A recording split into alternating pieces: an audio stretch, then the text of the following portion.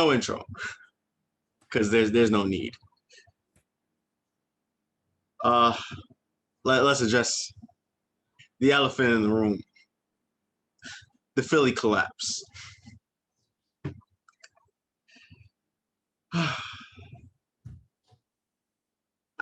Words can't describe what I witnessed in the Hawks and Sixers game. Actually, there's one word: choke. Yep, that's a good word, actually. I could not believe my eyes. The Sixers, the Philadelphia 76ers, the number one seed, after already blowing an 18-point lead in game 4,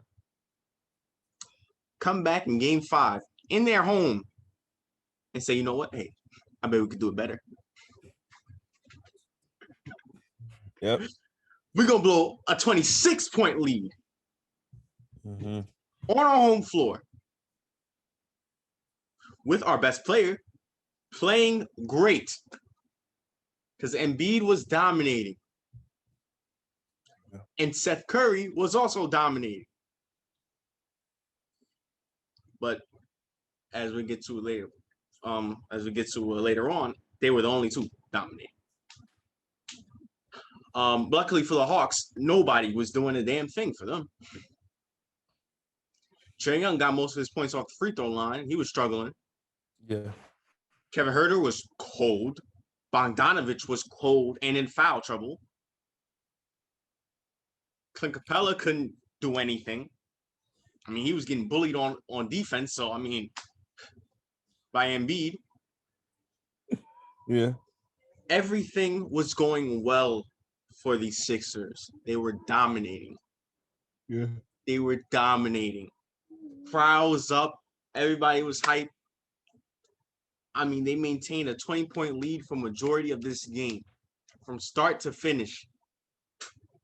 From start to finish of the third quarter. This was their game. I had tuned out for just a minute. Actually not just a minute. A few minutes. Sixers up by 20. I think, okay, this is very comfortable. But I'm gonna keep an eye on the game because I've watched basketball long enough to know that anything can happen. The Hawks and the Sixers. Sixers was dominating this whole entire game.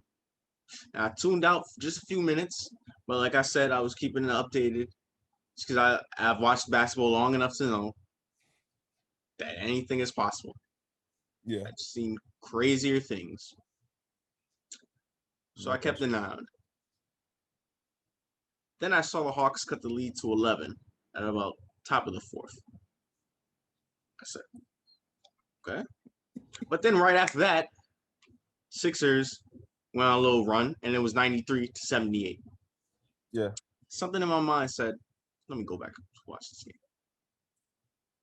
Let me go back to watch this game. Because, I know you regret doing that. Well,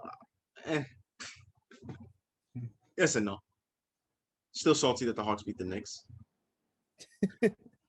But not that upset, you know. Not more upset than Philly fans, I can tell you that. Exactly. Something said, go back to watch the game. Sure, they're up by 15, but it feels like something's about to happen. Something's off. Something's brewing, yeah. I said, okay. Went back to watch the game. And yeah, something was off. Lou Williams was in the game. Yep, and I put it like this. Lou Will, you know how you talk about role players and how you can't game plan for these guys? Well, that's a special role player right there. That's a rare gem of a role player right there. That's a Hall of Famer role player. Exactly. That's a Hall of Famer role player right there.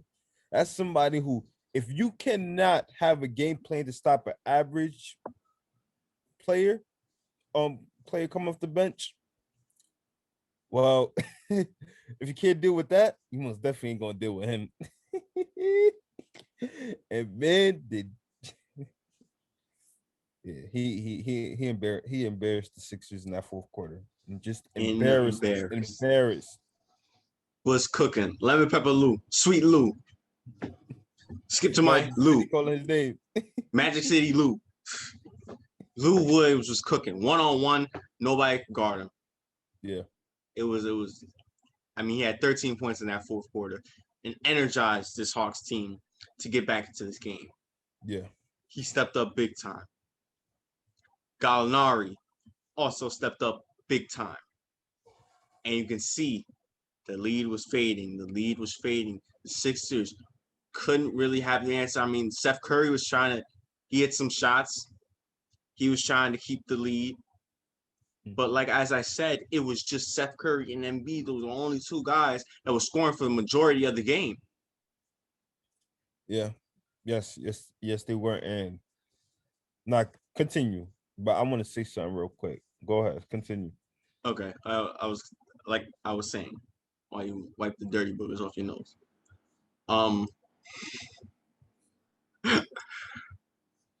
Lou Williams and Gallinari, veterans, shot creators who can get their own shots. Been in big situations before, been around the league before. They know what to do. This doesn't faze them. Yeah. Nate McMillan relied on those guys, and they stepped up. And then when they stepped up, John Collins also came up big for them. He stepped up. Yeah. And then with all of that, and with the Sixers fading, and they couldn't hit shots, and they couldn't stop the Hawks. I mean, it became a single-digit lead. Yeah. And then Hawk star player woke up. Trae Young woke up and said, "Yeah, I did great." Lou Will said, "Okay, we helped get us back to the game. Now here, take over, end this." Yeah. Trae Young did that. He stepped up. He finished with 13 in the fourth quarter as well. Sixers looked like a deer in headlights. They couldn't believe it. The fans were dead silent. Couldn't believe what they were watching. I knew the Sixers are not going to win this game once I saw Tobias Harris shake his head in disapproval and Doc Rivers shake his head in disapproval. The camera cut from Tobias Harris to Doc Rivers. This was midway in the fourth. I knew the Sixers was not going to win this game. I knew it. And they had to lead at that time too. And Doc. I just knew it. Speaking of Doc, why does this always happen to his teams? It's just bad luck at this point, man. I don't know.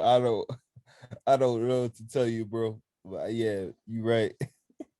It's always happening to Doc. He's always finding himself in a situation that doesn't really favor him. You know, and the clapping. But the clapping from yesterday was different. He looked upset. Yeah. It was a little more aggressive. It wasn't like, come on. And Macho has his head down.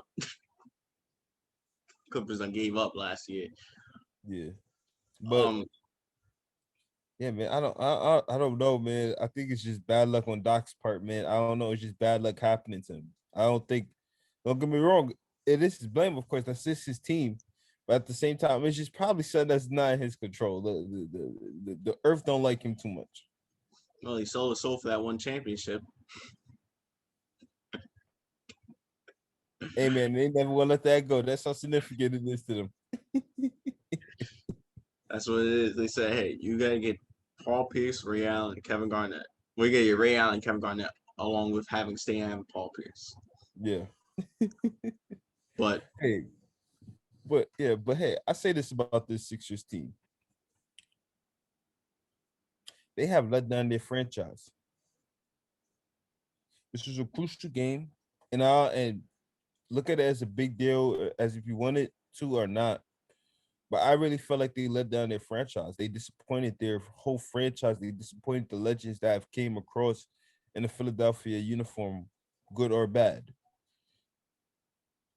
Yep. This was a game in which We know how we looked at the Sixers this year and how good they could really be and how good they are. Their coaching obviously is what helped them big time. We saw the differences and changes that they have made in order to be in a position like this. We know that the resilience that they're showing with, especially with Embiid having played through injury. But what the hell was this, man? Before you continue, let me continue on Go ahead, with go what ahead. happened in this game. Single point lead, and it was 8, then it was 6, then it was 4, then it was 2. And then Trae Young drew a foul, Matthias Thybulle, who jumped in the air, and he hit all 3 free throws. And for the first time, the entire game, the Hawks had the lead with about less than 2 minutes to go, I believe. Yeah. And by the way, the score was 104-98 when the Sixers and the Hawks had went on their initial run. Yeah. The Sixers did not score a single point since. Yeah. A single point. Oh, not my fault. They scored 1 bucket. I forgot. They scored 1 field goal. 1 field goal. That was meaningless. But Trae Young hits those free throws and they're up by 1. Do you remember what happened on the Sixers side of the ball? I'm trying to remember. What happened on the Sixers side of the ball? I Let me believe go to it. he gave himself the lead, and then Embiid got fouled. No, that wasn't there yet. That's not there yet. Yeah. That wasn't there yet. No. Oh yeah. Trae Young got the ball. No. I know what happened. Yeah. Tobias Harris had a shot in the paint that was blocked by Collins, and it was off of him, out of bounds. I remember that. Speaking of Tobias Harris,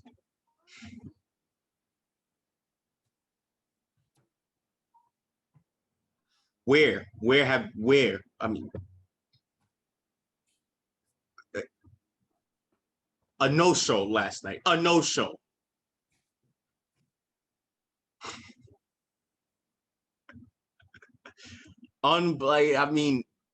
Unbelievable. Your best player, 37 minutes, had 4 points. I mean, that third best player. 37 minutes at 4 points. That's your best player. That's just their best player. Let's talk about your second best player now, because we can't forget about good old Ben. Big Ben. Ben Simmons. Yeah. You know, doing it all, except for hitting a fucking free throw. My Lord, it's worse than Giannis. You're the point guard.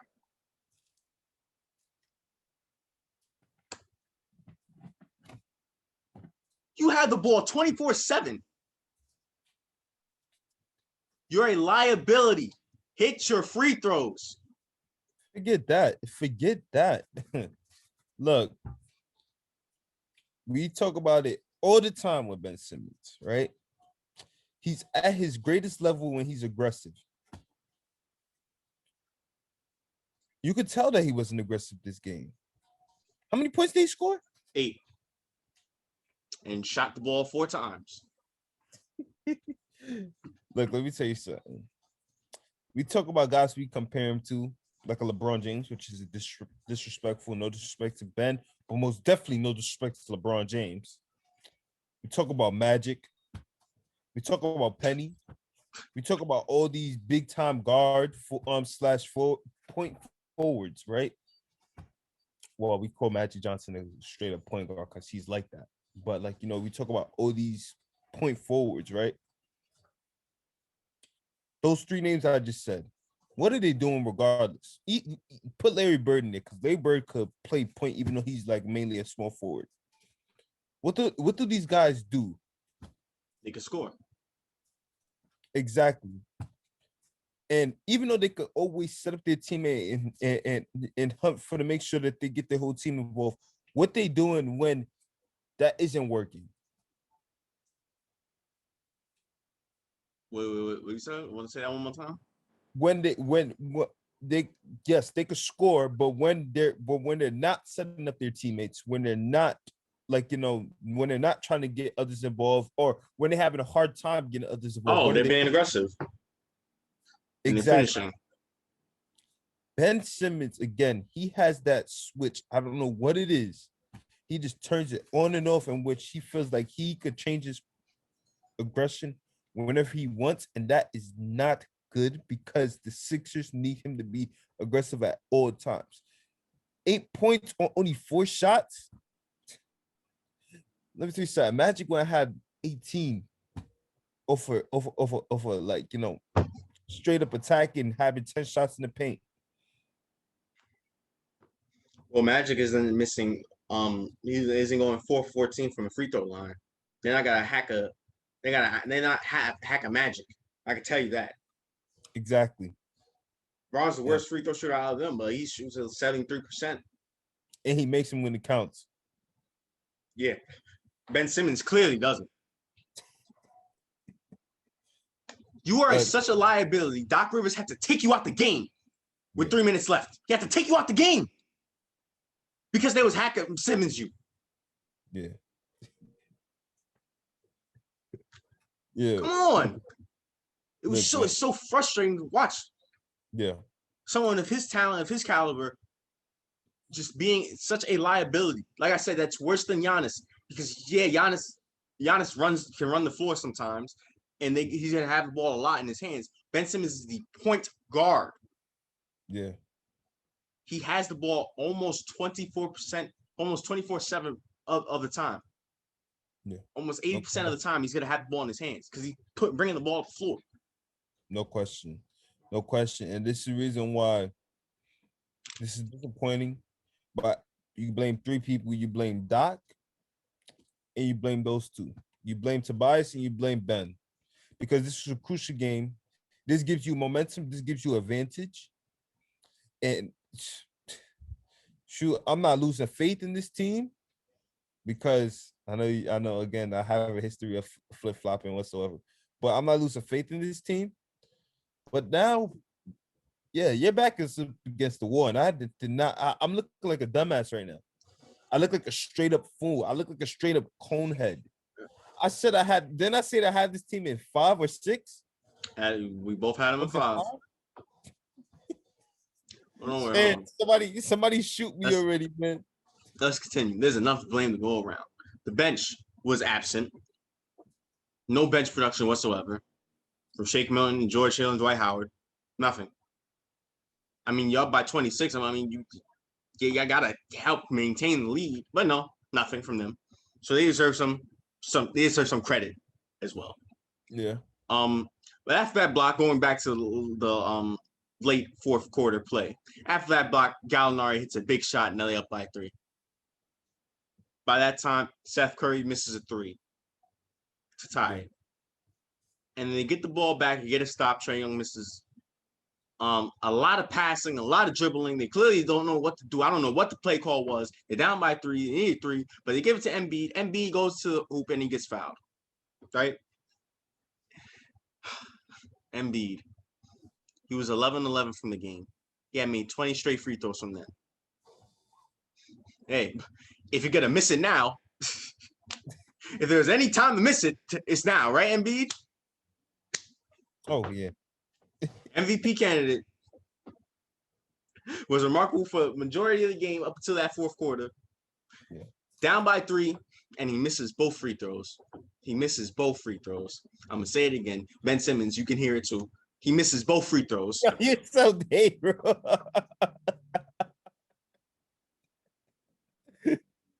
Yeah. I guess Marcus Sol to the building for a second. I don't know what happened, but yeah, he missed those 2 free throws. And look, let me tell you something. I know it's kind of disrespectful because I wasn't alive for this time whatsoever, but you want to talk about Nick Anderson missing 4 straight free throws, man. This was worse. That's the kind of vibe I was getting from when he missed it. I was like, yo, he really missed. Like when he missed the first one, I was like, whoa. I was like, okay, let's not panic. We still got opportunity. Man, I had a feeling we were gonna miss the second one. I wanted Doc to put in Dwight Howard to try to get the rebound. Yeah, man, but he missed the second one even worse. I was like, oh man. Then that's when reality started setting my mind. I was like, yeah, the Hawks gonna go away with that one. The moment he missed that second free throw, I was like, yeah, the Hawks got this one, and it's over. It's over. I said I knew the Hawks was gonna win with 5 minutes left in the game. And the Sixers were up by that time. I knew the Hawks were gonna win. Yeah. But yeah, he misses both free throws. And the other side, they close it out. Trae Young. What an absolute meltdown. One of the biggest collapses in playoff history. One of the biggest comebacks for the Hawks in playoff history. Never giving up, never letting down. Nate McMillan, what an amazing job. Relying on your vets, relying on Lou Williams and Gallinari. Gallinari and Lou Williams stepping up big time for you in that fourth quarter. Trae Young stepping up, even though he was struggling for majority of the game shooting the ball. Finally gets it going in that fourth quarter, stepping up. That's what your best player is supposed to do. John Collins also stepping up. They deserve so much credit for this comeback because they did it themselves and stunned the crowd, stunned everybody watching. Nobody believed that this is going to happen. Even if they was going to win this game, just the way they did it, they were down 26. They were down 26. They were down 26. 26. Yeah, no question. Yeah. Now Lou Williams was part of two biggest comebacks in NBA playoff history. Because let's not forget the 32-point comeback that he had when he was in Los Angeles going up against the KD Golden State Warriors. Yeah. In Golden State. Now this was 26 in Philly. But they see this might be worse than that one. Because that one, okay, the Warriors still favorites, you know? The Warriors still favorites to win, and they still had an advantage. This was a game 5. Must win. Series tied. They get this big win, and now they go back to Atlanta. Yeah, that's what I'm saying. They for a closeout win, for a closeout victory in the series. Yeah, they stole a game on a series tied. They still a game on the road, and now they get to go home, back to see you in the A. That's all I gotta say. See you in the A. That's it. What an absolute meltdown for the Sixers. Everybody should be ashamed. Yeah. Everybody. The Sixers should so much criticism. So much hate for this game. This just cannot happen. This cannot happen. I don't care. I don't care how good the Hawks are. You're supposed to be better. You're the number 1 seed. You have championship aspirations. This can't happen. Hey, man, all I got to tell them right now is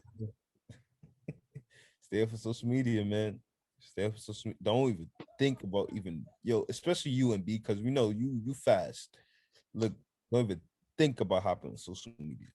It's a dub. Stay away from it until this hopefully could get over. Because look,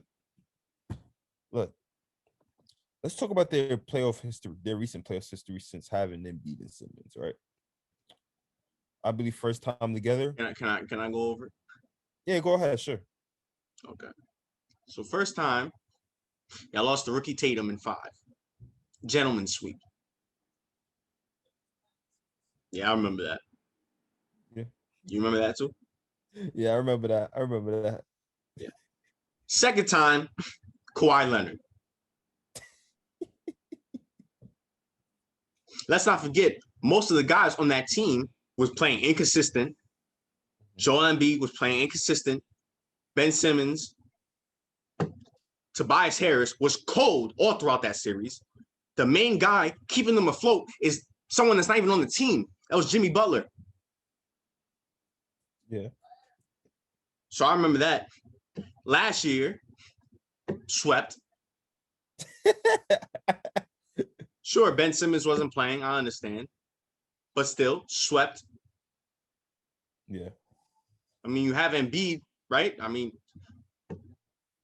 but I thought that was just, Elton Brand and Brent Brown. you know, now they are. Now you got Daryl Morey and Doc Rivers, and they've done a great job this year. And even despite this, they've still done a great job. But this, I'm still just reeling from this. Yeah. Like I still couldn't believe. I was thinking for like the first quarter of the Jazz and the Clippers game. I couldn't think about that. Yeah. Like it was just I just couldn't believe what I saw. It was just so shocking. Yeah. Yeah. That was bad on so many levels for the Sixers. But like I said, Hawks deserve a lot of credit. Now they have a chance to steal this series and go to the Eastern Conference Finals. Yeah. The Atlanta Hawks. What a wonderful job for Nate McMillan. Someone who wasn't even the head coach at the beginning of the year. Yeah, he's like, take that, Indiana. Take that, Indiana. But look What a wonderful job, man. yeah, man. Look at man. It's crazy because let's be honest though. You have admitted, you said even though the Sixers are top dogs, Atlanta could find some way to win this series because this Atlanta team, if you see in that fourth quarter, they played with a lot of movement, a lot of ball movement, obviously a lot of spacing and a lot of threes and a lot of making the right reads and the right finds. Mm. When you're playing that consistently, staying able to keep your head, despite the fact that you're down by that much, goes to show you how resilient your team is and how deadly offensively your team is. And I think that's what they did. That's what they most definitely did. And now, yeah, they could win the series. I'm not flopping though. Oh no, you don't have to, because I will. Listen to me. The Atlanta Hawks will win the series. The Atlanta Hawks will win the series. Yeah. Did you see the body language, the morale in the Sixers in that fourth quarter? Just down. They looked defeated. They looked like it was over. That wasn't what I was saw from Embiid in that fourth quarter. It was none of that. It was a lot of head down. It was a lot of head nodding. Exactly. This defeated them. And that's why I think the Atlanta Hawks will now win this series and will go to the Eastern Conference Finals. Yeah. Who knows? Hey, maybe the Sixers can bounce back in Game 6. Yeah, sorry, Doc. See you next year, man. For me, I know you probably staying true. Yeah, I'm gonna stay true. I know you staying true about a certain team that we want to talk about soon, but yeah. Or am I? Oh wait, I'm bugging. I forgot. You actually, I forgot you got the opposing. My bad. I'm sorry. We'll see. I don't know what to talk about, but that was enough. The Sixers, the Philly collapse in Philly, whatever you want to call it, whatever you want to title it. One of the biggest Philly. One of the biggest comebacks by the Atlanta Hawks in NBA history, coming back down from 26 to get Game 5, steal it from the Sixers team, and now head to Atlanta for a chance to close the series out and go to the Eastern Conference Finals. Yeah, see you next year, Philly. That's it. Let's move on. But from that performance to playoff P. Officially, playoff P is back. I can say that with confidence now. Say it. Don't just say playoff P now. Say who he really is now. Say who he really is, Evan. A star. Not Evan. A star with a superstar performance. Paul George. Too much pride, huh? Okay. Paul George. Hey, let's not get too ahead of ourselves. Let's see. Hold on, brother. Hold on. Paul George. Now, there was a lot of things that happened yesterday in terms of basketball, not just with these crazy Game 5s that we witnessed, but just around the league. One in particular, Kawhi Leonard, out of nowhere, was announced he will be missing Game 5. And is out indefinitely and will possibly miss the remainder of the playoffs. Yeah, I don't know what kind of BS is that. I was so shocked. I was just like, what? Mm-hmm. That was, and yeah, the Clippers is just so unfortunate. They could just be so unfortunate. That's what Yeah, I was thinking going into this. You know, I'm telling you, they move back to Buffalo. These things stop. please, man. I'm telling you, the misfortune stop. Look at they're Oh in my, LA and there's somebody. Number one, they're bro. disrespectful. There's no Buffalo. There's no Buffalo. That's it. The only Buffalo is Bills. Look, That's it. let me tell you something. They're in LA just trying to disrespect somebody else's territory as if they've been there for that many years, building a historical dynasty. Like you know how disrespectful that is towards the Lakers. All right, they're not going to Buffalo though. All right, you're right. They don't got to go to Buffalo. Seattle's available. Seattle's available. Listen, I'm just saying. enough with the Clippers rebuild. You want to do it? Do it in 2K. Oh, no, that's impossible. I'm not doing that. 2K16. Not this newest one. It's terrible. But like I said, Kawhi Leonard out indefinitely could potentially miss the remainder of the playoffs, which was a huge blow for the Clippers. Looked like this was their best chance to get to the finals. Coveted their best team. They've been playing so well these past two games. Kawhi Leonard's been playing so well these past two games. Paul George finally has confidence in him. He's playing with rhythm. And then that happens. I mean, it's just so unlucky for this Clippers franchise. There's another person. There's another person that unlucky too that we're gonna get to in a minute. But yeah. But Game 5 in Utah, you would think Utah got this. Utah got this. Like I said, playoff Pete, Paul George. It wasn't like what Kevin Durant did against the Bucks, Yeah. but this was just as important for this Clippers team. Kevin Durant's the superstar. He's the best player on the Nets. Paul George is the second best player. Kawhi Leonard was their best player. And he said, okay, listen, now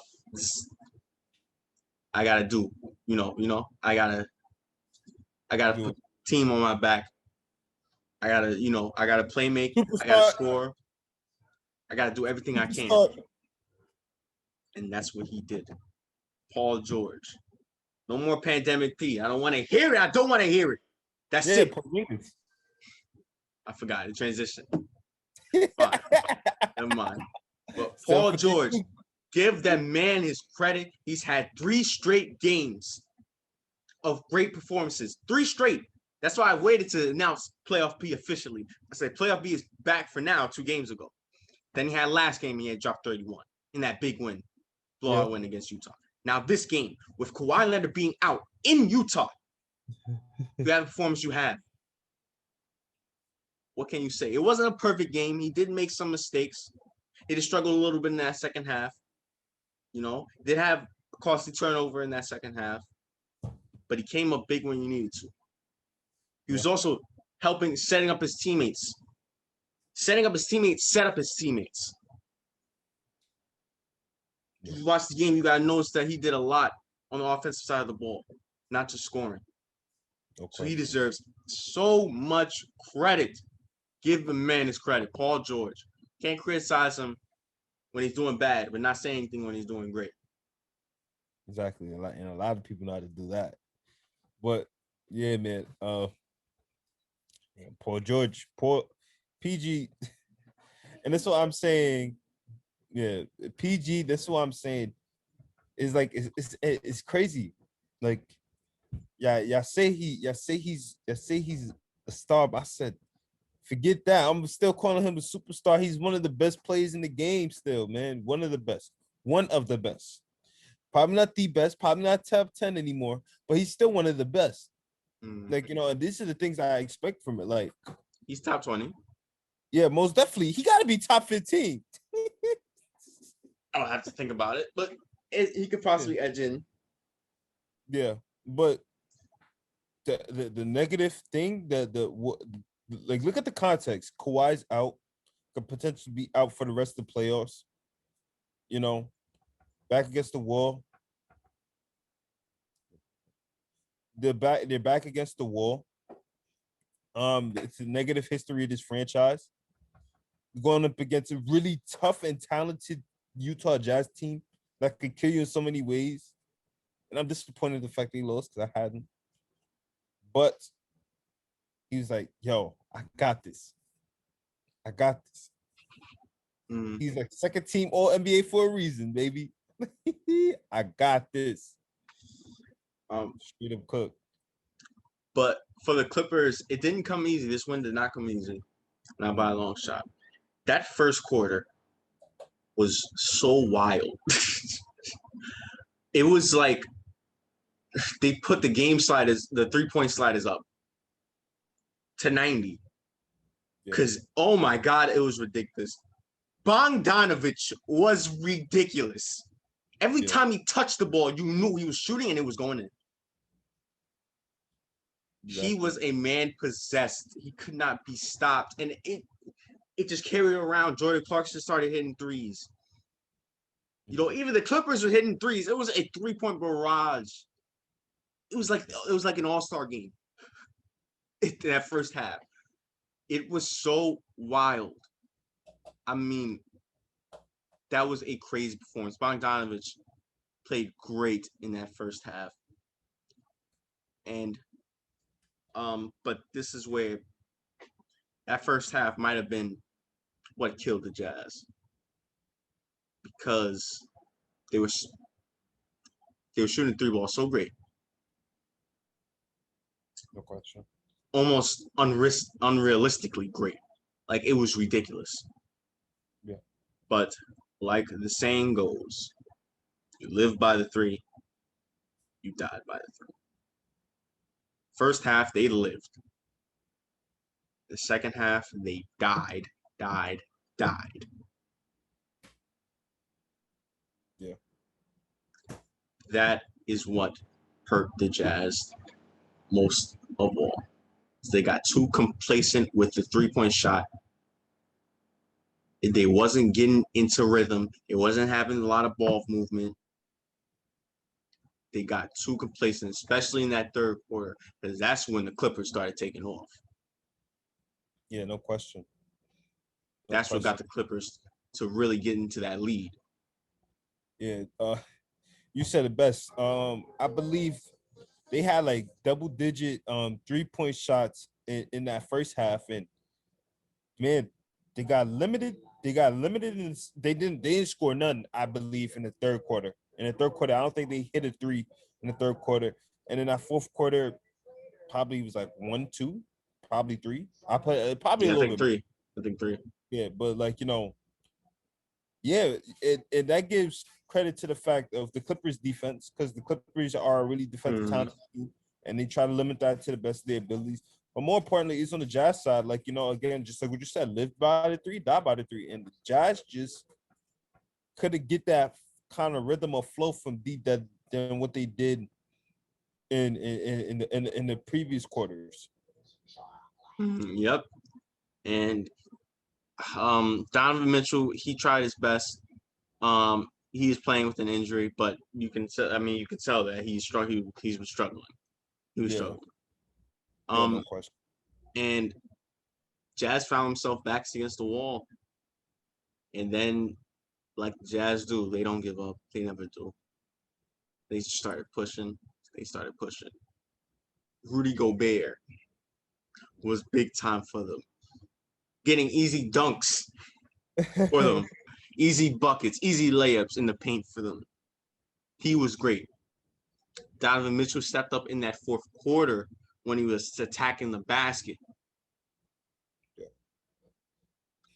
And the Clippers, they started struggling. That's what now I mentioned. Paul George was struggling a little bit. Yeah. In that fourth quarter, he had a costly turnover as well. But Paul George was not alone in his performance Bobby by a Schmurder. long shot. Reggie Jackson, and how great has Reggie Jackson been this entire playoff run for the Clippers? He's been spectacular. Bobby Schmurder, man. Came home, started balling out. He he has been playing great. He has stepped up big time for them. As he's been a great role player. Yeah. That's stepped up that they needed, especially in this game. You know who also stepped up? Marcus Morris stepped up. Very keen. You know, I've mentioned so many times when he scores and when he's aggressive and when he has a great scoring game, the Clippers are going to win majority of the time. And what happened? He had 25 points and they won. Yeah. He's been struggling for most of this series. So yes. the fact that he had a big time game in an important crucial moment is legendary on his end for sure. Yes. So Paul George was not alone. Him, Marcus Morris, Reggie Jackson were big time. Also, Terrence Mann with that dunk on Rudy Gobert. Defensive player of the year? Who? Well, yeah, when you're that great, things like that's gonna happen for sure. When you needed that bucket, because that was big time. You know, also big time Paul George. Like I said, he was struggling a little bit. Second half wasn't perfect his game. Royce O'Neal guarding him. Goes up, draws a foul, and won. Yeah. Hey, why did the Jazz fans chant overrated? Where was that all game? They were awfully quiet, huh? When it came to him. Awfully quiet. Exactly. Oh man, what a great performance. 37-16 for PG. And like I said for the Jazz, reason why they lost this game, two complaints with the three-pointer. So Donovan Mitchell, I said when he was attacking, he was great in that fourth quarter. But sometimes he would just pull up for three. And now I'm not talking about late when he had to, but I'm talking about before. There was no ball movement, there was no ball rotation. He just pulled. Yeah. That's not the best way the Jazz can play. Best way is when they get the ball movement going, when Donovan is aggressive and attacking in the paint. No question. And either he gets help and he kicks it out. You know, sometimes, yes, Donovan Mitchell can go one-on-one. He's a great one-on-one player. But in that situation, that was a bad shot. Yeah. No question. No question. He kind of done better with his decision making down the stretch when they were trying to fight back into this lead. But hey, Donovan Mitchell's that dude in which, like, you know, he'll do anything to try to bring his team back, regardless if it's the right or wrong thing, because he just feel like in his mind it's just the thing to do. Your team needs energy. They need confidence. Well, they got confidence, but they need a spark. Let's say that they need a spark to get them going. And when he hits big time shots like that, that could be considered Paul George, who has a history with this Jazz team. But even though what I'm about to say isn't a part of it, like, you know, of bad shots, like, you know, hey, when you hit a bad shot, it ignites something in your team. That's true. When you hit a tough shot, yeah, that's true. And then he had missed the three, and then came back, but he really had a good look. And he hits a three. Then right after that, he went again and he missed. I don't think that's the best way the Jazz can play basketball, though. Yeah, no question, no. Like I said, live by the three, die by the three. Jazz died in that second half, especially in that third quarter. Yeah. That is the reason why the Clippers won this game. Also, when they did go on their run, Reggie Jackson halted that with his big shot making. Yeah, man, he was spectacular last night and really been great for the Clippers this entire postseason run. But the Clippers, no Kawhi, most likely no Kawhi for the remainder of this postseason, and yet they get this big win on the road in Game 5. Now head back to Staples Center, up 3-2 and now 1 win away. Here we go again. 1 win away from Well, I already told you they ain't gonna win the series, so just go on, please. Thank you. 1 win away from going to the Western Conference Finals for the first time in their franchise's history. Okay. All right. I'm gonna make a proclamation at the end of the episode. At the end of the Okay. episode. We're gonna move on. All right. Some other news, like we said, Clippers are unlucky franchise, and well, it seems to just be an unlucky player. Chris Paul has been announced that he has COVID-19, undergoing COVID protocols, and he's out indefinitely. I mean, I don't, I don't understand. It's just always something with Chris Paul, and it just hurts. It hurts because he's just so talented, and with his mentality and his leadership, you never want to see something like that with Chris Paul. And I don't think that, luckily, the Jazz and the Clippers series are a little deep. But if the Clippers do win the next game, game 1 is Sunday. Yeah. And he was going to miss game 1. And he might miss a few more games too. I don't know what the timetable is. Yeah. But even if he just misses game 1, that's big. That's the momentum shift. Yes, that's big. No question. I mean, it's just so unlucky with Chris Paul. Yeah, man. Let me tell you something. Let's be honest. Let's just be honest here. Point guard, one of the greatest to do it at that position, or just in general. Just in general. Yep. Him not playing, I can't give the Suns much hope. Look, much love and respect to Devin Booker, as legendary as he is. No, nah. Stop looking at them. I was relax. Stop being a hater. Stop being a hater. Come on. Go on. But no disrespect to Devin Booker, Ayton, Mikal Bridges, Darius Sarge, Drake Crowder, all of those players in that Suns team. But Chris Paul is the reason to where you're at. Chris Paul is the reason to where you're at right now. Chris Paul is also the reason to why you're so deep into his playoffs. Yes, Devin Booker. I'm not taking away from Devin Booker. I'm not taking away from Ayton. But let's be honest. You wouldn't be here without Chris Paul. You wouldn't probably be in the playoffs or this high up in the seeding without Chris Paul. Mm-hmm. Mid-range killer. Point guard, just disrespecting. Being a maestro. The Suns team, they got far because of him. They're going to need him. They're going to need him, and this hurts big time. Yeah, it does hurt.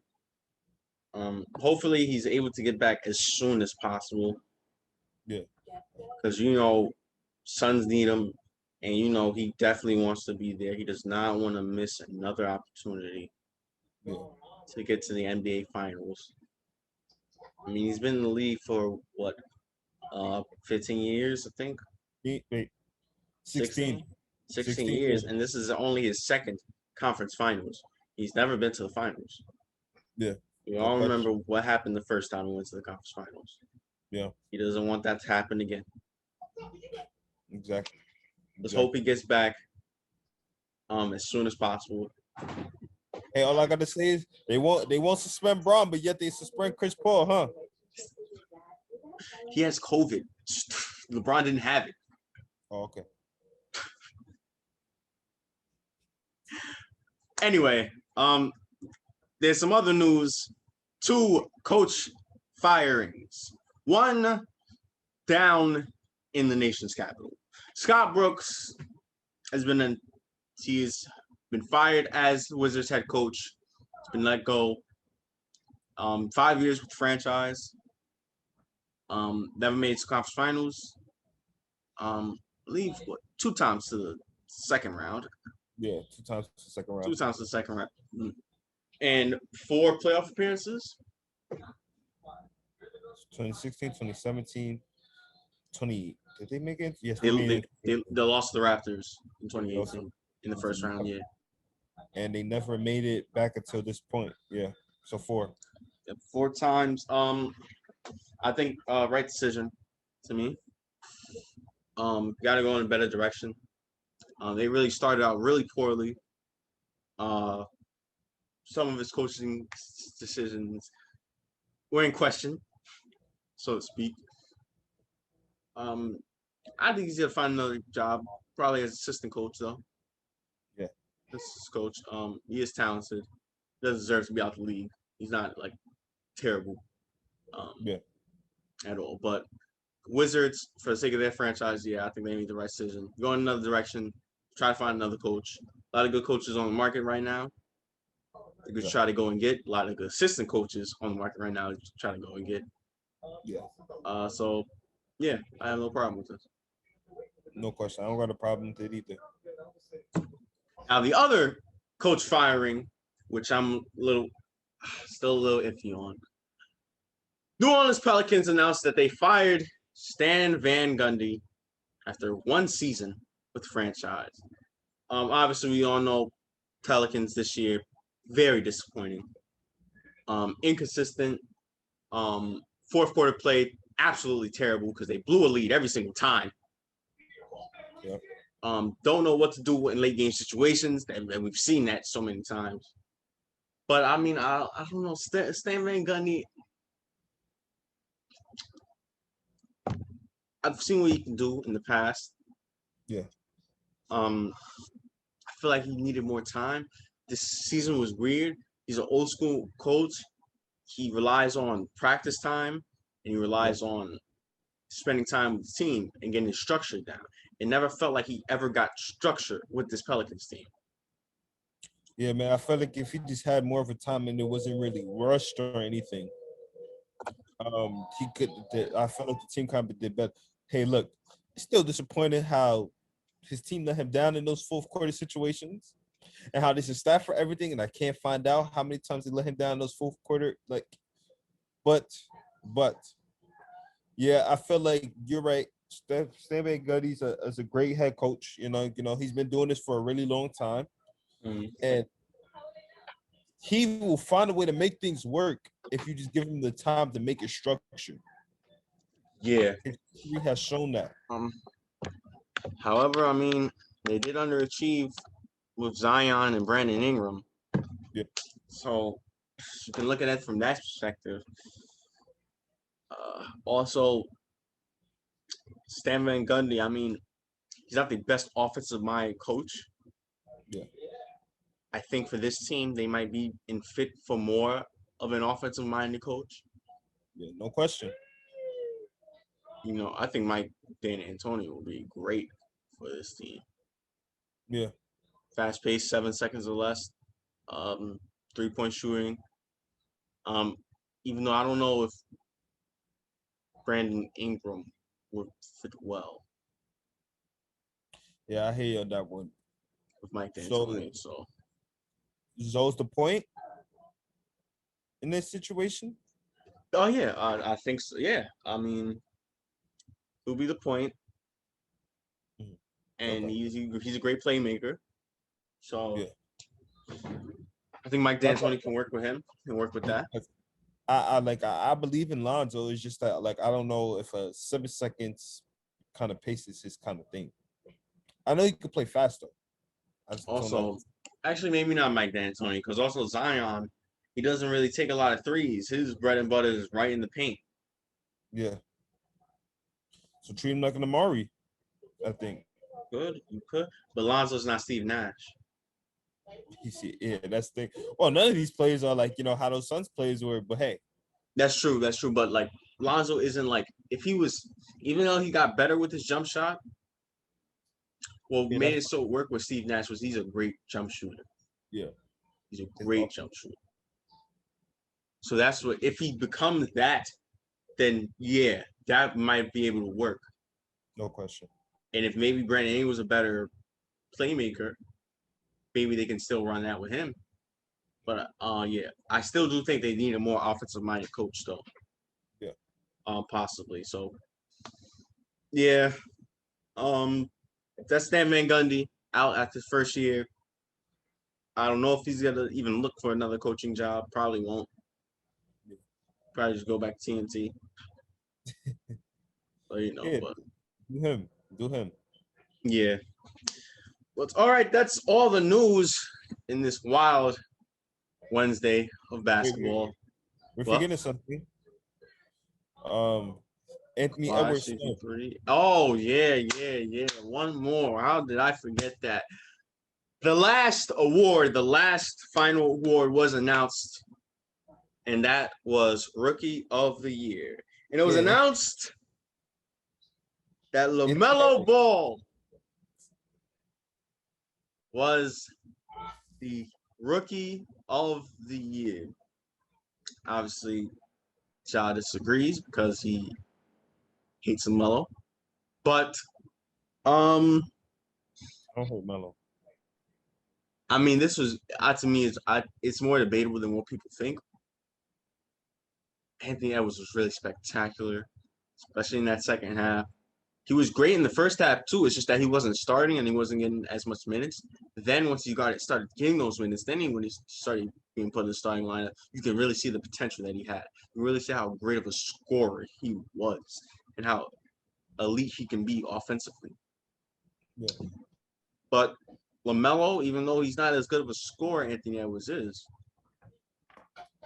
he's a better all-around offensive player than he is. He's an amazing playmaker. He can control the floor, set up plays.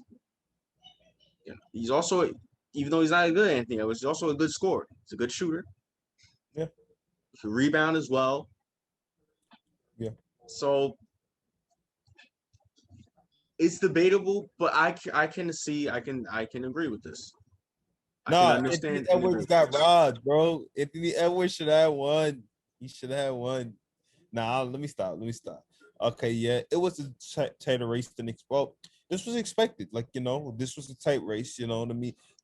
Even though he was not going to win, obviously, I got to give a lot of credit to Tyrese Halliburton because he showed up big time. You know what I mean? He showed up big time in a great way for a really embarrassing, disappointing Sacramento, soon to be Seattle basketball team.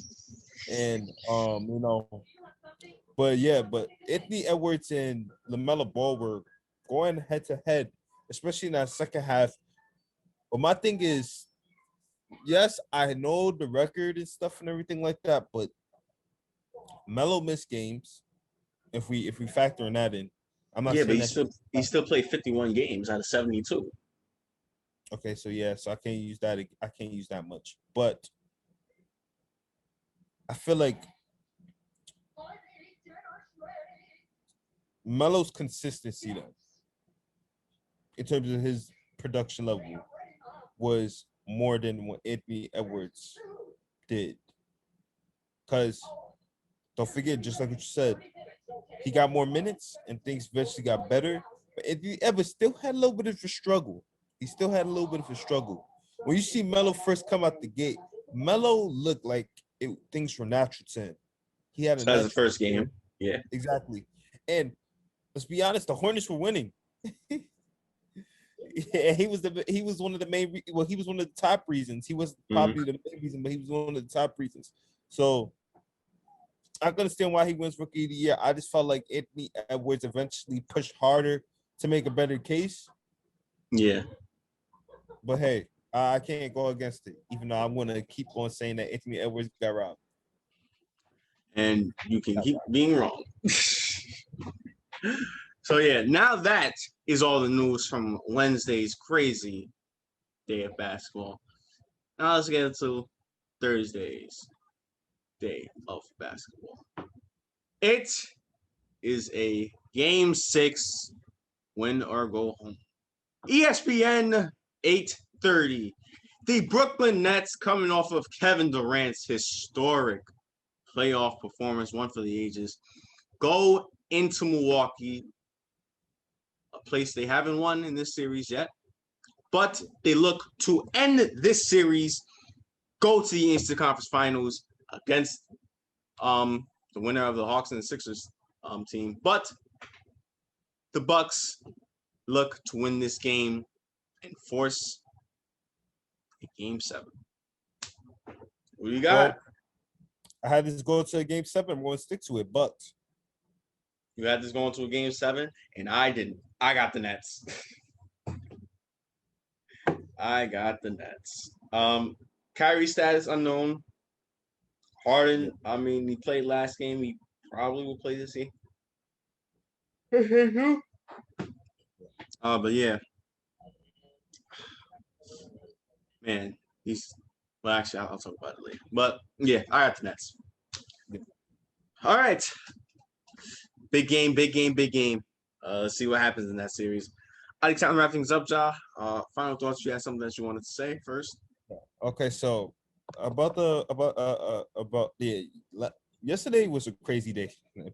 A wild day for basketball. A wild day since the minute I woke up. Exactly. I was like, wait. I was like, wait, what the F? Like, what's going on? I say, yo, what these news was doing, yo? Like, back to back, the Kawhi and CP3 thing, back to back. Then out of nowhere, Stan Van Gundy's fired. Exactly. I'm just like, yo, wait, what's going on here? I was like, yo, it's the first time I got bombarded with news from the A like this, or in a while. Then later on, Scott Brooks is fired. Exactly. Then hours later, LaMelo Ball's Rookie of the Year. Exactly. And then Game 5 in Philly, we're gonna blow a 26-point lead.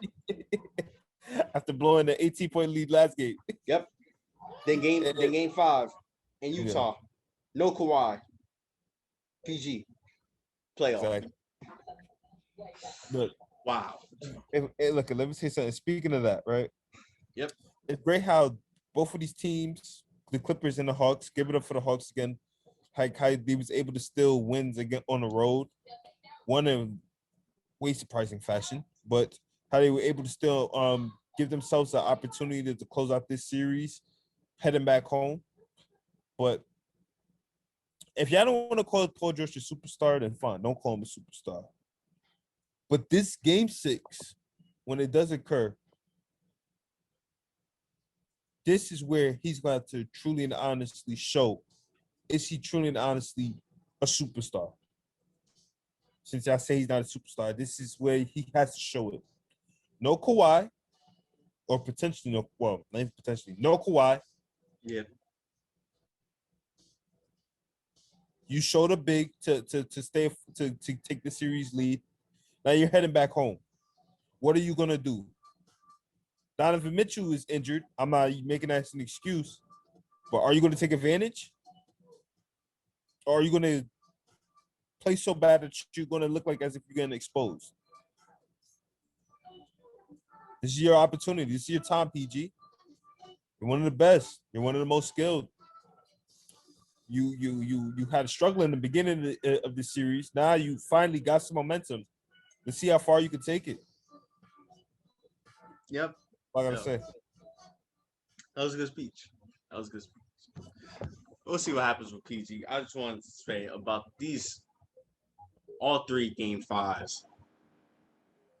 One for the ages. Yeah. Especially Kevin Durant's performance. And something that we didn't even bring up about his performance. Played all 48 minutes. Yeah. All 48 minutes. Did not look like Jimmy at all tired. For people who don't watch basketball, which if you don't, I don't know why you watch. But there's 48 minutes in a basketball game. He didn't take a rest. He didn't get subbed out. He didn't sit down. He was on the court for the entire game. Well, obviously, Xing out the game, the breaks and the timeouts and stuff like that. Of course, yes. But that's just remarkable, along with that performance that he had. But yes, that Game 5, the Hawks, unbelievable, historic comeback against the Sixers. That Game 5. Game 5 in Utah, no Kawhi, and the Clippers come out despite Utah's crazy first half of threes. Come out and get this win. I mean, these three playoff series has been just wild. And I love every second of it. Playoff basketball. Yep. And with that being said, thank you guys for watching today's podcast. I know it was a little bit long, but there was a lot to go over, a lot of in-depth analysis, especially in those game 5s. But I hope you stay stuck through it. I hope you loved it. Make sure you like, share, subscribe, comment, support channel, give us feedback, all that good stuff. And also follow our IG and our TikTok down in the description below. Yes, and once again, I'm Evan. I'm Ja. This Mind of Basketball Podcast. Playoff edition. Playoff edition.